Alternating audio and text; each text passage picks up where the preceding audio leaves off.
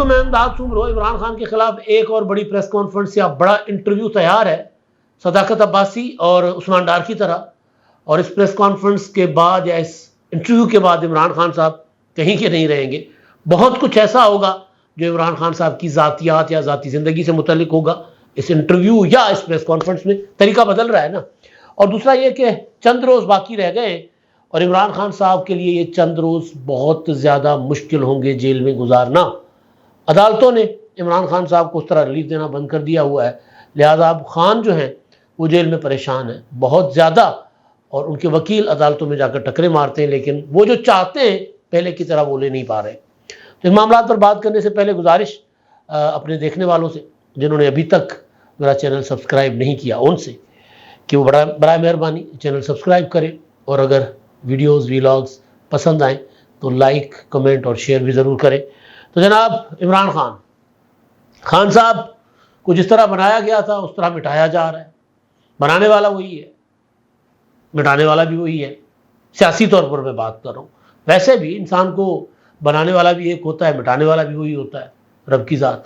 لیکن ظاہر ہے دنیا میں آ کر پھر کئی اور ہوتے ہیں جو انسان کو بناتے بھی ہیں بگاڑتے بھی ہیں. کئی کندھے ہوتے ہیں جو انسان کو بلند ترین مقام پر پہنچاتے ہیں، اور کئی ایسے ہاتھ ہوتے ہیں جو اپنے پسندیدہ شخص کو آگے لانے کے لیے کئیوں کو کچل دیتے ہیں. وہ کہتے ہیں نا کھوپڑیوں کے مینار بنا کر ترقی. تو عمران خان صاحب کو بٹھایا گیا تھا کئی خواہشوں کی کھوپڑیوں کے مینار بنا کر، کئیوں کو جیلوں میں ڈال کے، اور جھوٹے عدالتی فیصلے. پھر کھوپڑیوں کا مینار کیا تھا؟ عدالتی نظام کی کھوپڑیاں، پارلیمنٹ نظام کی کھوپڑیاں، الیکشن کی کھوپڑیاں. ان مینار سب کو مار کے نا، سب کو شہید کر کے عمران خان صاحب کو لایا گیا تھا. تو پھر بڑے بڑے انکشافات ہیں، بڑے بڑے راز ہیں بڑے بڑے دلوں میں، کب کہاں کیسے منصوبے بنے.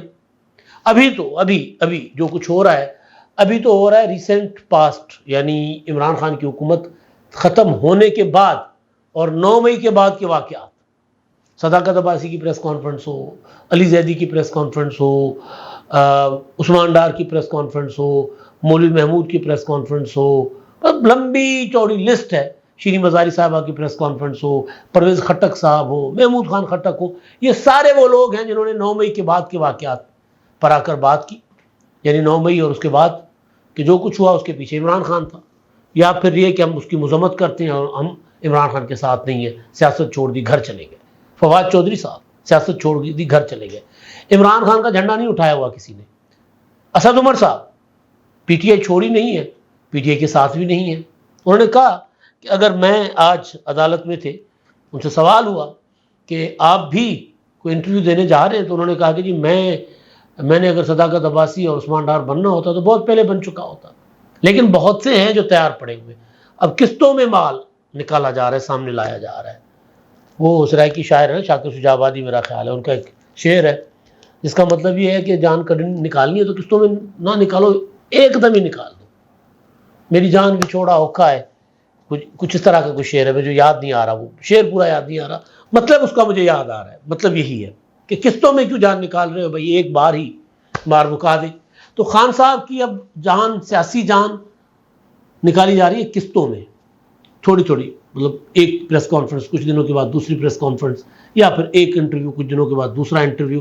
اور کوئی مطلب بات اگر کھل بھی جاتی ہے کہ انٹرویو کس طرح ہو رہے ہیں تو بھی پرواہ نہیں ہے. انٹرویو جس طرح صداقت عباسی کا پتہ چل گیا تھا، بات کھل گئی تھی، ڈان ٹی وی نے انٹرویو چلانے سے انکار کر دیا تھا، لیکن 2-4 دن کے وقفے کے بعد انٹرویو چل گیا، اسی دھڑلے کے ساتھ چلا.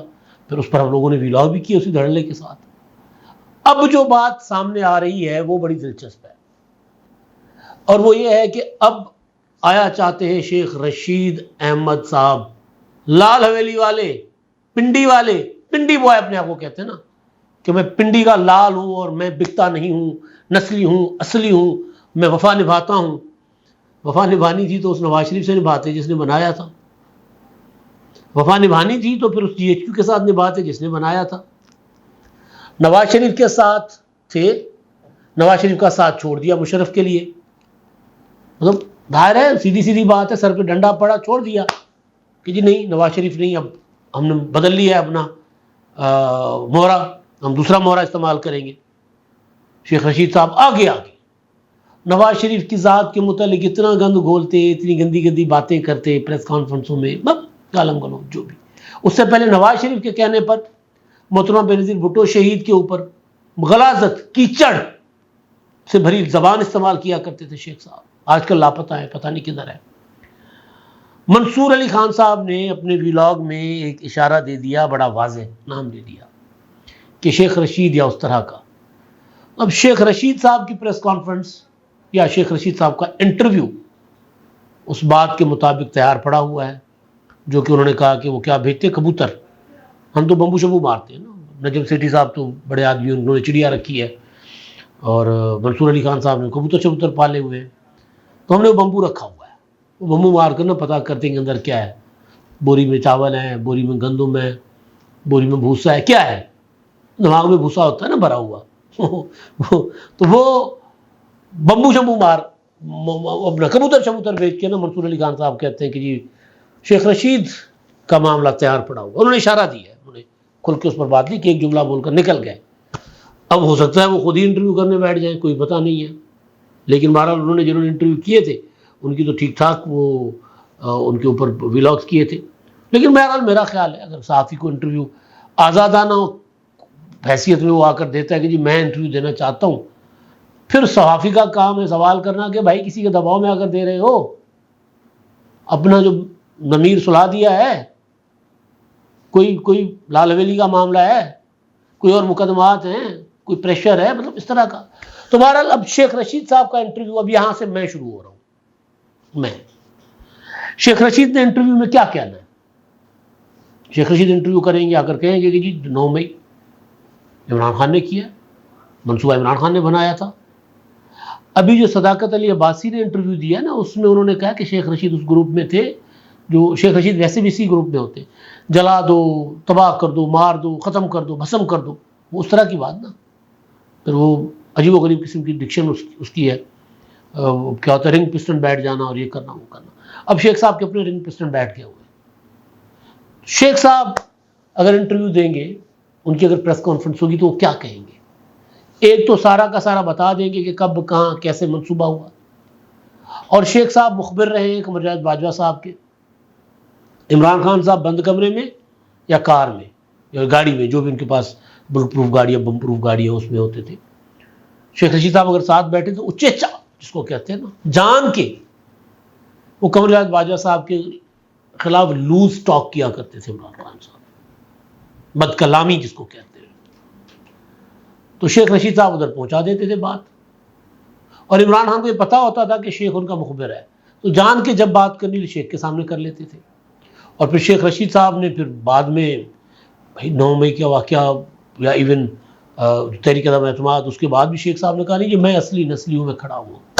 اب شیخ صاحب کی جو تربیت ہے وہ سامنے رکھ کے میں کہہ رہا ہوں، ہو سکتا ہے شیخ صاحب آ کر یہ باتیں نہ کریں، لیکن جس طرح نواز شریف صاحب کی ذات پر وہ چلے گئے ہوئے تھے، نواز شریف کی عجیب و غریب قسم کے قصے، جھوٹے سچے کہانیاں، عمران خان صاحب کے وزیر اعظم ہاؤس کی دن رات، عمران خان صاحب کی شامیں، کنٹینر میں کیا ہوتا تھا پتہ نہیں، کیونکہ ادھر ادھر سے جو باتیں ہمارے تک آتے ہیں، ہم تو اپنے اخلاق کیا تو مجبور آدمی ہیں نا، لوگ ہیں نا، تو ہم نہیں بات کرتے اس پر. کئی ویڈیوز کا ذکر آتا ہے، دبا جاتے ہیں، چپ کر جاتے ہیں. شیخ صاحب کے پاس سامنے تو کوئی اخلاقیات ہے نہیں، تو وہ بات کر سکتے ہیں، وہ بات کریں گے، بات کا بتنگڑ بنائیں گے. تو یہ لیتھل ہوگا بہت زیادہ عمران خان صاحب کے لیے. کوئی پتہ نہیں ہے کہ کچھ ویڈیوز، کچھ آڈیوز جو چھپی ہوئی تھیں، جو دبا دی گئی تھیں، ان کے لیے موقع سمجھا جائے کہ جی اب بندہ بھی ان کا ہے، وقت اپنا ہے، ٹائم اپنا ہے نا. ان کا ٹائم آیا، پہلے عمران خان کا ٹائم تھا، تو اب یہ موقع پہ مار لو چوکا. تو اس طرح کی صورت حال عمران خان صاحب کے لیے بن سکتی ہے، کیونکہ ہر وقت ٹائم ایک سا نہیں نہ ہوتا، حالات بدلتے دیر نہیں لگتی. اور اچھے وقت میں جر جانا، اپنی مقبولیت کو، اپنے اختیار کو، اقتدار کو، اس کے مطابق اس کو ہوتے ہوئے بھی بندے کا پتر بن کے رہنا نا، یہ ہوتا ہے انسانیت، کہ ایک انسان آپے سے باہر نہ نکل جائے. خان صاحب تو آفس سے باہر نکل گئے تھے، ان کو یہ نہیں تھا خان صاحب کو اندازہ کہ میرے مخالفین کا بھی ٹائم آئے گا، تو ٹائم آ گیا ان کا، تو وہ یہ چیزیں نکال سکتے ہیں، چاہے وہ کہیں اور بیٹھے مخالفین ہوں، چاہے سیاسی جماعتوں میں بیٹھے مخالفین ہوں، انہوں نے بہت کچھ کرنا ہے، بڑے قصے آئیں گے اور بڑے بڑے پردہ دار جو ہیں، پردہ نشین جو ہیں، وہ بے نقاب ہو سکتے ہیں۔ اچھا، اب دوسرا معاملہ جو ہے خان صاحب کا، خان صاحب سائفر لے بیٹھا ہوا ہے عمران خان صاحب کو، جس طرح توشہ خانہ اور سائفر یہ اوپن شٹ کیس ہے۔ 9 مئی کے واقعات میں یہ ہے کہ جی اس نے کہا، اس نے کہا، اس نے کہا، اس نے الزام لگایا۔ صداقت عباسی کہتے ہیں کہ جی 9 مئی کا واقعہ عمران خان نے کروایا تھا۔ سوال ہوتا ہے کہ جی اچھا پلاننگ ساری عمران خان نے کی تھی؟ نہیں، وہ جو میٹنگوں میں باتیں ہو رہی تھی وہ تو اسی طرح کی تھی نا، یعنی براہ راست گواہی 9 مئی کی، کوئی آڈیو، کوئی ویڈیو، کوئی اس طرح کی چیز آ جائے، کیونکہ 9 مئی کو تو عمران خان صاحب گرفتار ہو گئے تھے، ہو سکتا ہے براہ راست بہت سی چیزیں ہوں، جے آئی ڈی نے تو ماسٹر مائنڈ قرار دیا ہے۔ لیکن سائفر اور توشہ خانہ اور پھر القادر، یہ معاملات، القادر والے جو 190 ملین پاؤنڈ، یہ وہ معاملات ہیں جس میں اعتراف جرم ہے۔ سائفر عمران خان صاحب کے جلسے اعتراف جرم، انٹرویوز اعتراف جرم، کاپی گم گئی اعتراف جرم، اور پھر توشہ خانہ تو پھر باقی بھی لے جاتے تھے، میں نے لے لیا تو میری گھڑی میری مرضی، اعتراف جرم۔ القادر یونیورسٹی کے لیے 558 کنال زمین دے کر ملک ریاض کو 190 ملین پاؤنڈ قوم کے دان کر دینا، اس کے اوپر لگا ہوا جرمانہ ہے اس میں جمع کروا دینا، اور پھر اترا کر یہ کہنا بے شرمی کے ساتھ، ڈٹائی کے ساتھ یہ کہنا کہ جی دیکھیں میں نے زمین تو پہلے لی تھی نا، پیسے تو بعد میں ملک ریاض کو گئے۔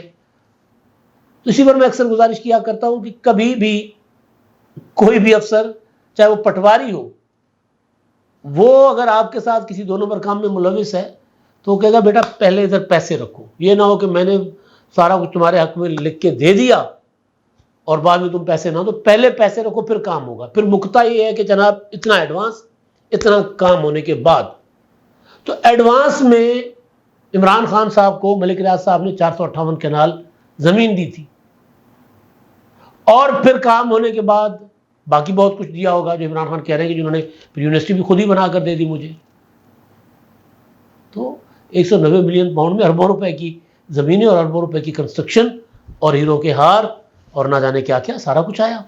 تو اوپن اینڈ شٹ کیس ہے، اس میں کوئی مطلب وہ نہیں ہے، ظاہر ہے فیصلہ تو عدالت نے کرنا ہے، عدالت میں پروسیکیوشن اگر ثبوت رکھے گا تو دیکھیں نا، توشہ خانہ سے بچنے کے لیے عمران خان صاحب نے اپنے آپ کو 9 مئی تک پہنچا دیا تھا نا، 14-15 اپریل کر کے۔